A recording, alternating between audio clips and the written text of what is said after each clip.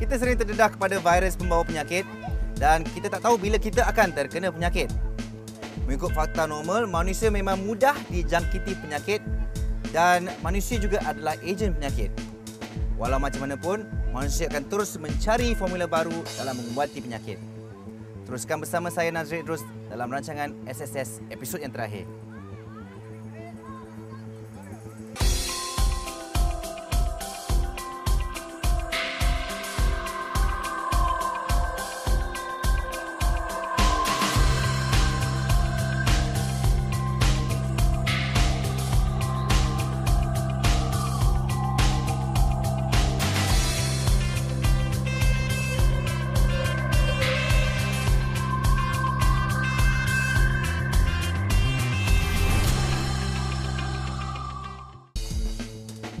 Kini kita boleh bersenam di mana-mana saja. Banyak kemudahan yang diberikan untuk bersenam dan secara percuma. Tapi terpulang pada diri kita sama ada kita nak bersenam ataupun tidak. Hakikatnya, amalan hidup sihat boleh dilakukan oleh semua orang. Okey, teruskan dalam segmen Ikon Sihat kita minggu ini.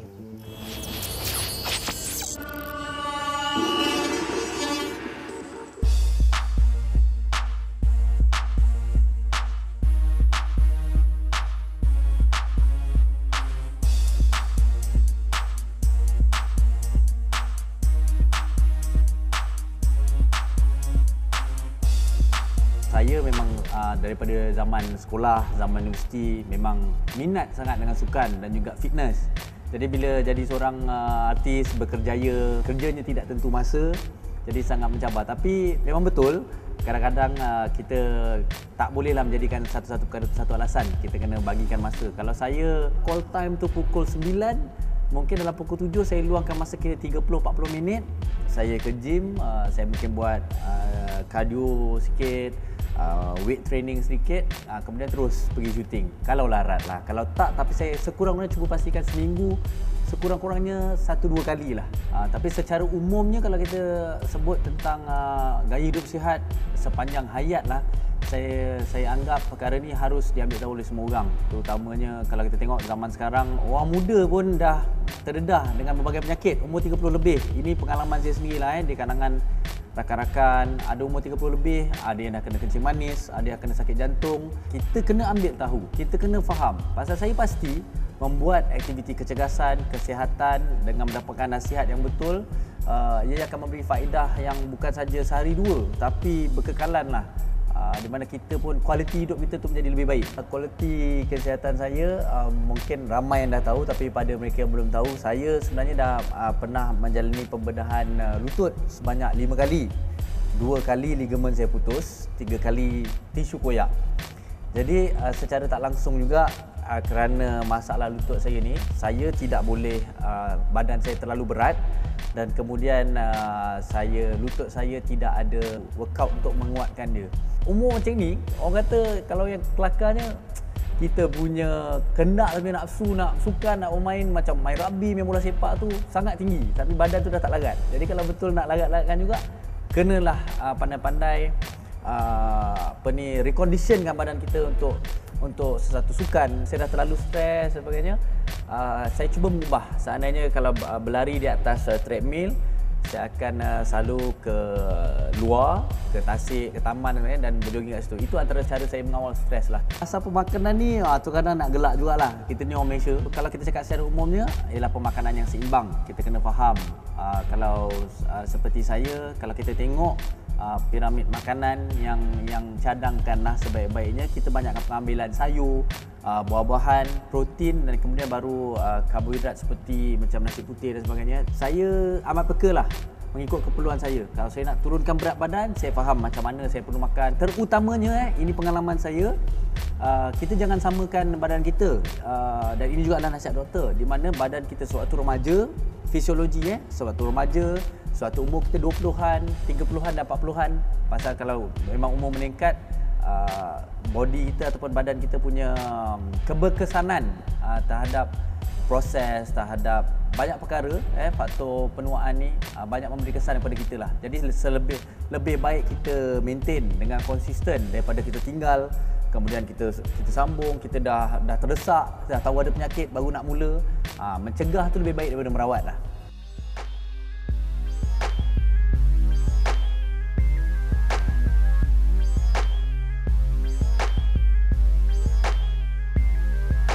Pada saya lah, kalau kita sentiasa bersenam, kita workout dan sebagainya, tapi kalau kita tak jaga makan, kalau kita nak menurunkan berat badan ataupun dapat bentuk tubuh yang kita inginkan, sebenarnya itu adalah kombinasi antara pemakanan dan juga aktiviti-aktiviti kita lah. Salad adalah antara pilihan saya, pasal apabila kita tengah mengamalkan diet untuk menurunkan berat badan, kita cuba kurangkan karbohidrat tapi lebih kepada sayur-sayuran dan juga buah-buahan. Sebelum kita mulakan workout dan selepas workout, sebenarnya timing tu penting juga. Kalau sebelum workout, memang kita ambil protein ni. Kalau macam saya, kalau kita tengok protein shake ni, saya akan ambil yang rendah kalorinya, karbohidratnya tetapi tinggi protein. Adalah keperluan untuk menjaga otot dan juga untuk pemulihan otot kalau kita dah workout dengan begitu kerap dan juga begitu keras lah. Baiklah, kepada penonton SSS, pesanan daripada saya, Fahrin Ahmad, supaya anda sentiasa menjaga kesihatan, amalkan gaya hidup sihat yang bermula secara pakej dari bukan sahaja emosi, minda, tetapi juga pemakanan dan juga aktiviti harian kita. Janganlah jadi manusia yang beralasan, kerana mencegah itu lebih baik daripada merawat. Jangan sebelum terlambat. Jadi kita mulakan dari hari ini untuk kekal sihat sepanjang hayat.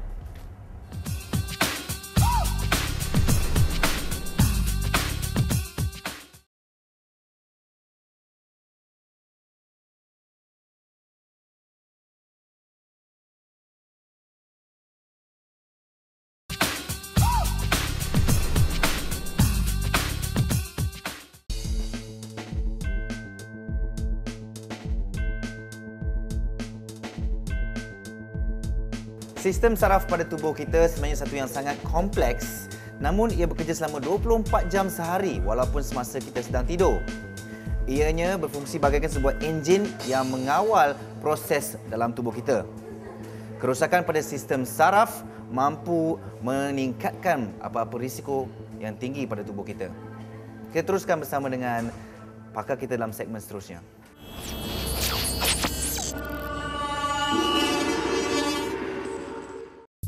Sistem saraf pada tubuh kita amat kompleks.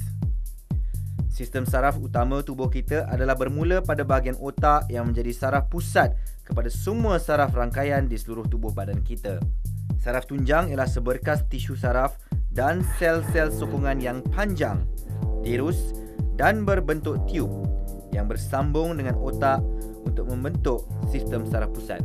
Otak merupakan organ pemproses maklumat pusat badan.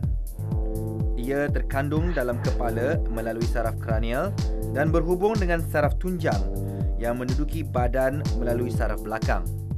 Sistem saraf di badan kita memang sangat kompleks. Yang sistem saraf itu di badan kita boleh dibahagikan kepada dua bahagian. Sistem saraf kita boleh dibahagi kepada sistem saraf pusat, itu central nervous system, dan sistem saraf periferi atau peripheral nervous system. Yang ni sistem pusat itu, sistem saraf pusat, dia mengandungi otak kita, otak yang gambar sini kan, otak ni yang gambar otak dibahagikan ada bahagian cerebrum, bahagian cerebellum dan brainstem. Yang bersama dengan yang spinal cord ataupun saraf tunjang, saraf tulang belakang, ini dia menjadikan ni central nervous system.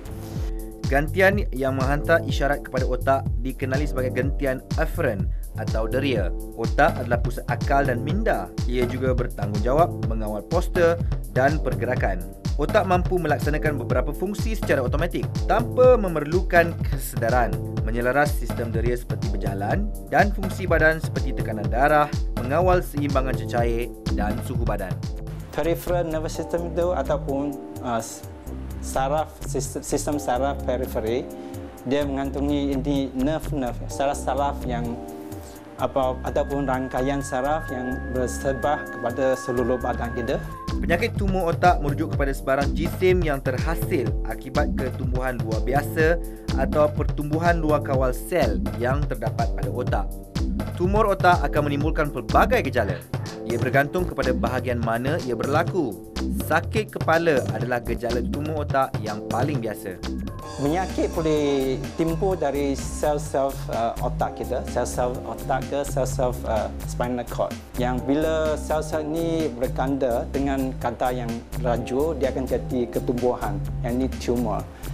Yang tumor yang biasa yang di asal dia di otak itu kita panggil astrocytoma. Satu contoh yang tumor ataupun ketumbuhan yang benign itu yang tidak parah, dia kuncinya dari selaput otak, itu panggil meningis, endomeningioma. So walaupun dia besar, kita boleh dilawati dengan operation. Setiap bahagian otak mengawal fungsi-fungsi tertentu badan. Jadi, apabila terdapat tumor di sesuatu bahagian, maka ia akan mempengaruhi keupayaan fungsi di bahagian tersebut. Yang fungsi otak lain yang boleh diganggu ialah macam kalau ada yang sel-sel dia merosot, yang ini boleh jadi dementia, Alzheimer. Yang sel-sel kalau dia sel-sel memang ada banyak electrical activity elektrik yang berhubungi satu sel dengan yang lain sel tu. Kalau aktiviti elektrik ini terganggu, dia jadi sawan, epilepsi. Strok pula adalah punca kematian ketiga terbesar di Malaysia. Sesiapa sahaja boleh mengalami strok, termasuk kanak-kanak. Namun, kebanyakan kes adalah berlaku pada orang dewasa. Strok adalah serangan otak dan terjadi apabila bekalan darah ke otak terganggu.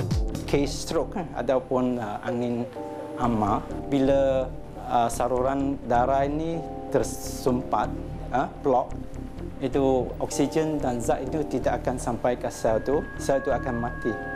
So stroke ini boleh dibahagikan kepada stroke ischemic stroke atau stroke berdarahan, hemorrhagic stroke. Kes-kes berdarahan, bila tak terdapat ada bahagian lemah di saluran darah itu, dia akan dia akan pecah, letup, darah itu keluar. Ini akan merosakkan sel-sel yang di bahagian berdarahan itu.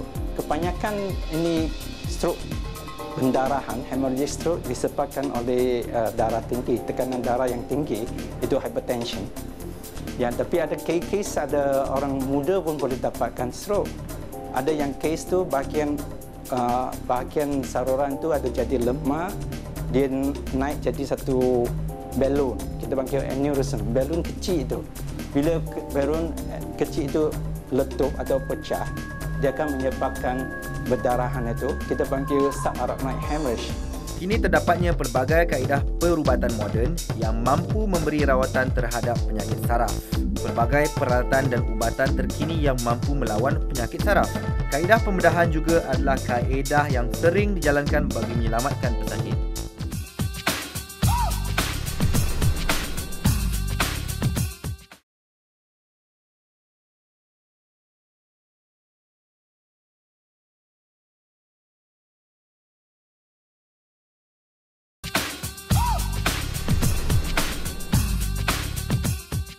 Apa yang kita buat dan apa yang kita makan sentiasa berkait rapat dengan faktor kesihatan tubuh badan kita.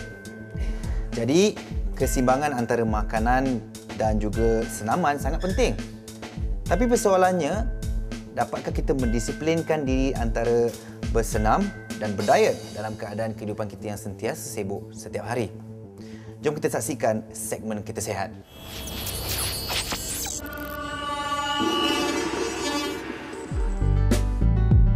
Seni mempertahankan diri juga adalah aktiviti yang mampu memberi faedah kesihatan kepada kita. Dan kali ini kita bersama Puan Hamidah dengan aktiviti bela diri Wing Chun. Wing Chun ni sebenarnya form of Kung Fu. Dia berasal dari negeri China. Dia started by a female nun, Chinese lah, from China lah. Actually form ni created by orang perempuan. Tapi surprisingly pelajar ramai lelaki. Sebab yang perempuan ni I tak tahu sama ada tak minat ataupun alasan sibuk untuk kerja. Tapi pada Kak Minda, kalau asyik kerja je tak ada exercise, satu you boleh stress and then you boleh breakdown because you tak berada. Kadang-kadang lunchtime pun tak keluar, which is not healthy lah. And Kak Minda selalu encourage diorang take a break, you know. Tapi excuse is always we don't have time. Macam Kak Minda dulu pun mula-mula starting is very difficult for me because